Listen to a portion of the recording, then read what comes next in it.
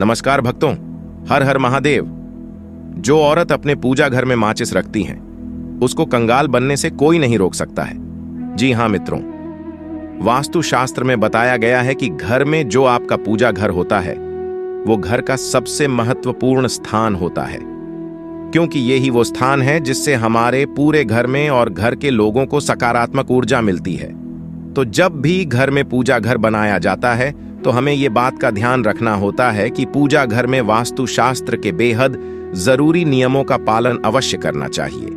क्योंकि मित्रों, अपने घर के मंदिर को हम अपने घर के रीति रिवाजों के अनुसार ही सजाते हैं और उस पूजा घर में हम अपने इष्ट आराध्य देवी देवताओं की प्रतिमाओं को रखते हैं। इसे में ये भी सभी जगह देखा गया है कि घर में हर सदस्य के अलग इष्ट देव होते हैं, तो उसके अनुसार सभी अपने इष्ट और आराध्य देवी देवता की मूर्ति और तस्वीर अपने घर के मंदिर में लगाते हैं। तो ये लगाना सही है या नहीं, आपको बता दें, अगर घर का हर सदस्य पूजा घर में अपने प्रिय देवी देवता की तस्वीर रखता है तो इससे आपने घर में देवी देवता की तस्वीर या मूर्ति की संख्या बढ़ती चली जाती है। मगर आपको बता दें, ये बिल्कुल भी सही नहीं होता है। पूजा घर में देवी देवताओं की संख्या एक सीमित होनी चाहिए, जिससे आपको अपने पूजा घर में रोज भगवान की पूजा करने में आपको आसानी हो सके। अब आप सोचेंगे कि तो क्या अब सबको अपने लिए अलग पूजा घर बनाना चाहिए? तो आपको बता दें, ऐसा नहीं है। घर में पूजा घर एक ही हो तो ज्यादा सही रहता है, मगर उसका भी उपाय है जो आपको हम बताएंगे। मगर उससे पहले आपको बता दें, इसके अलावा भी बहुत सी ऐसी गलतियां हैं जो अक्सर अनजाने में ही सही ज्यादातर सबसे हो ही जाती हैं, और साथ ही उन गलतियों को लगातार नजरअंदाज करने पर आप लोगों को आपकी पूजा अर्चना का सही फल नहीं मिलता है। तो आपको बता दें, इसके लिए आपको अपने घर में मंदिर में यानी अपने पूजा घर में कुछ नियमों को जरूर मानना चाहिए, जिससे आपको आपकी पूजा और आराधना का सही फल मिल सके। तो चलिए आज हम आपको बताते हैं पूजा घर से जुड़े हुए ये बेहद ही ज्यादा महत्वपूर्ण नियम।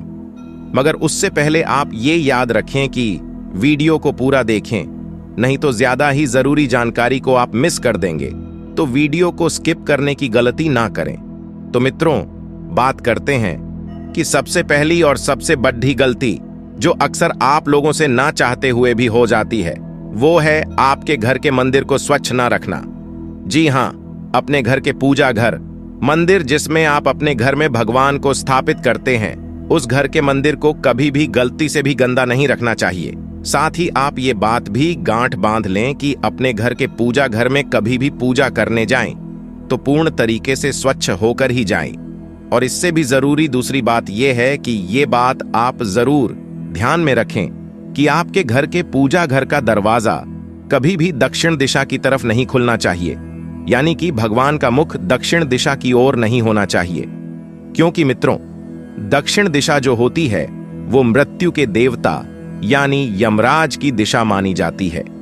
तो आप ये जरूर ध्यान में रखें कि इस दिशा में भगवान के लिए लगाए गए दीपक की ज्योति भी नहीं होनी चाहिए।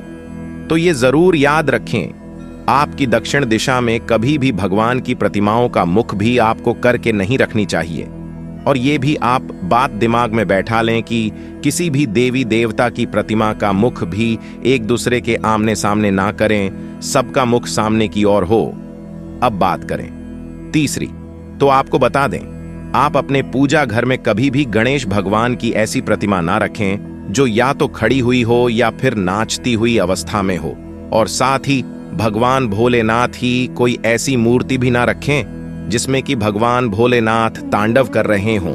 ऐसी मूर्ति तो क्या, ऐसी तस्वीर भी आप अपने पूजा घर में ना रखें। और साथ ही ये भी याद रखें कि हनुमान जी या माता रानी की कोई भी ऐसी तस्वीर या फोटो अपने घर के मंदिर में ना रखें जिसमें कि उनका रौद्र रूप हो।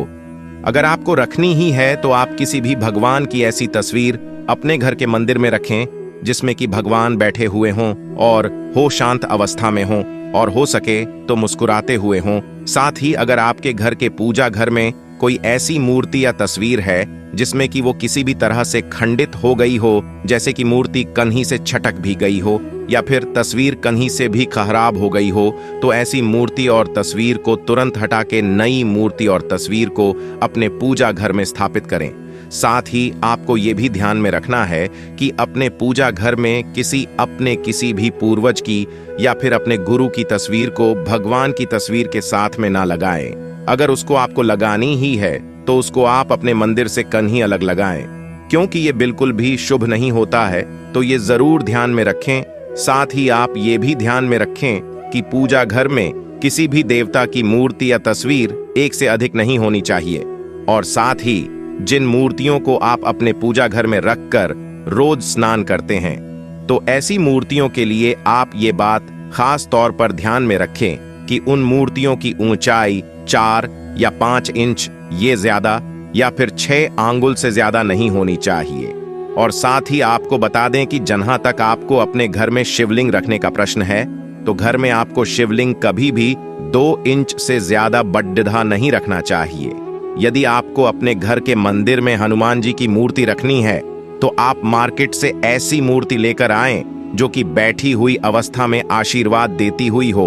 अपने घर के मंदिर में राखी जाने वाली देवी देवताओं की मूर्तियां या फिर तस्वीरों के जो मुख हैं वो प्रसन्न चित्त होने चाहिए। साथ ही ये भी ध्यान में रखें कि मंदिर में राखी हुई मूर्तियों के बीच आपस में कुछ दूरी अवश्य ही होनी चाहिए।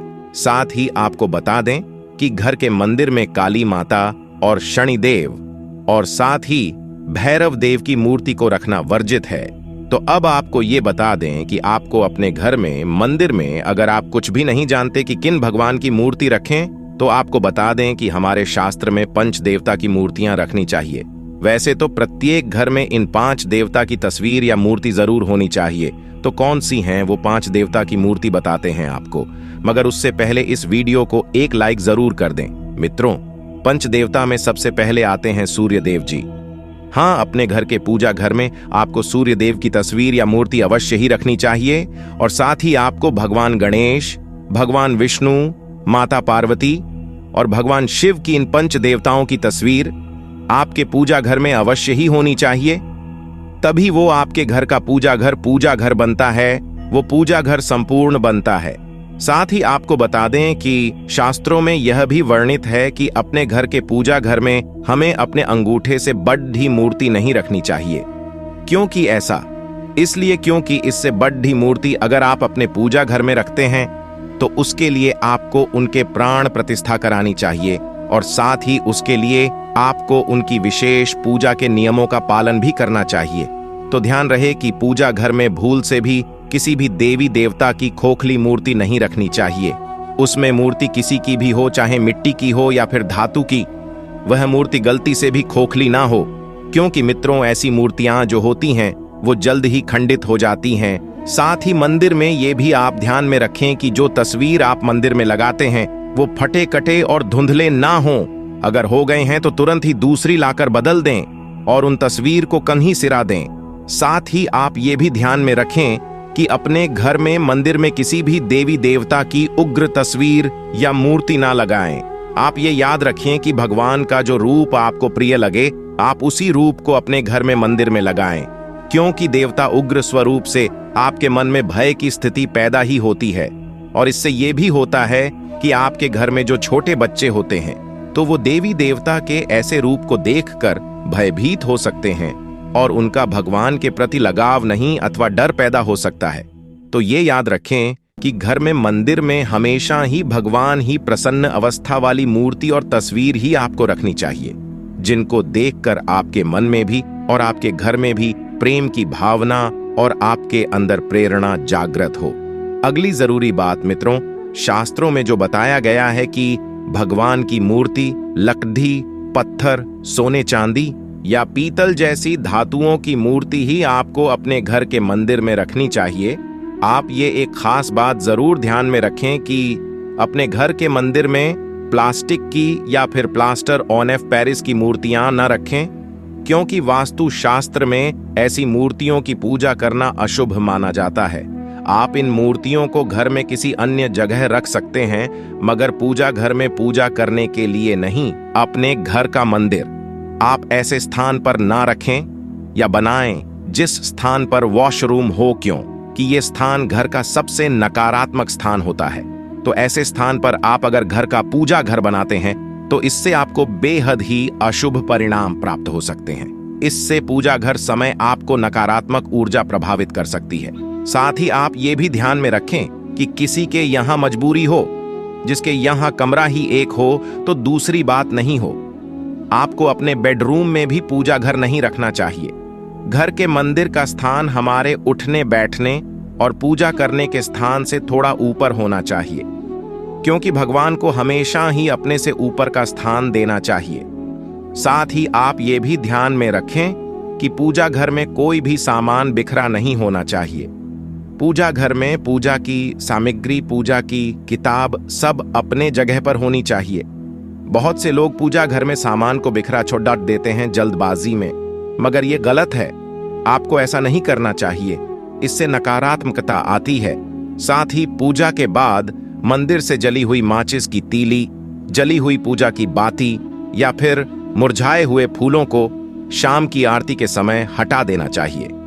अब बात करते हैं जो बात आपसे हमने सबसे पहले की, जो कि घर के मंदिर में सबसे महत्वपूर्ण बात है कि आप अपने घर के मंदिर में अगर माचिस रखते हैं तो ये जरूर ध्यान में रखें कि आप पूजा घर में माचिस को ना ही रखें। अगर रखते भी हैं तो ये याद रखें कि उस माचिस को बिखरा हुआ या जला हुआ नहीं रखना चाहिए।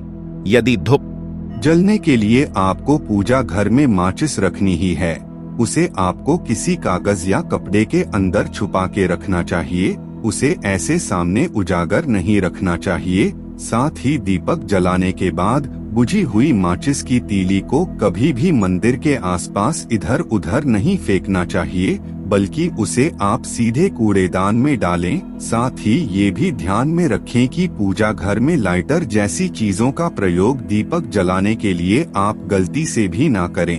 तो दोस्तों, अगर आप इस प्रकार से वास्तुशास्त्र के अनुसार पूजा घर में इन नियमों का पालन करेंगे तो आप अपने घर में हमेशा के लिए सकारात्मक ऊर्जा का निर्माण कर सकते हैं।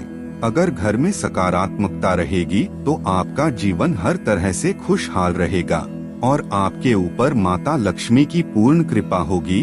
तो मित्रों, ये जानकारी आपको कैसी लगी हमें कमेंट में जरूर बताएं, और चैनल पर पहली बार आए हों तो चैनल को सब्सक्राइब जरूर करें। धन्यवाद। हर हर महादेव।